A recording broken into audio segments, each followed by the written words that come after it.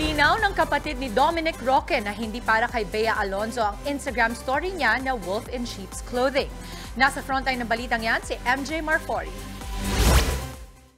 Mainit pa rin ang usap-usapan sa issue ng hiwalayan ni Bea Alonzo at Dominic Roque. At ang latest, ang tugon ng kapatid ni Dominic na si Lian sa nagtrending niyang post tungkol sa umano'y wolf in sheep's clothing na inuugnay ng mga marites kay Bea. Sa recent IG story ni Lian, sinabi niyang hindi tungkol kay Bea o kahit na sinong malapit na aktres ang kanyang naunang post. Paglilinaw pa niya, work-related ang post ng larawan ng wolf in sheep's clothing.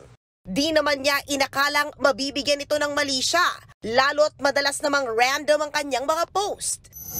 Samantala, nirepost naman ni Dominic ang kanyang pa-birthday reel noon kay Bea. Sa caption, dinipensahan niya si Bea na aniya, isang beautiful person inside and out. No hate, bashing, at negative things sana para kay Bea.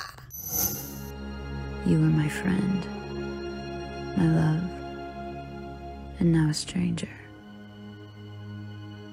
But you'll always be my favorite memory. Ang malungkot na video naman na yan sa Instagram ni Tyler Wayne Glass last month na tungkol sa pagle-let go sa isang taong minahal.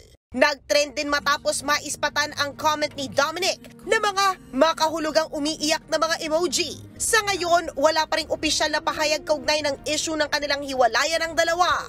Nagbabalita mula sa Frontline, MJ Marfori, News 5. Mga kapatid, Maui David po. Simula ng inyong araw na may alam at may pakialam sa mga may init at umaaksyong balita sa bansa. Para maging una sa balitaan, mag-subscribe at mag-follow sa social media pages ng News 5.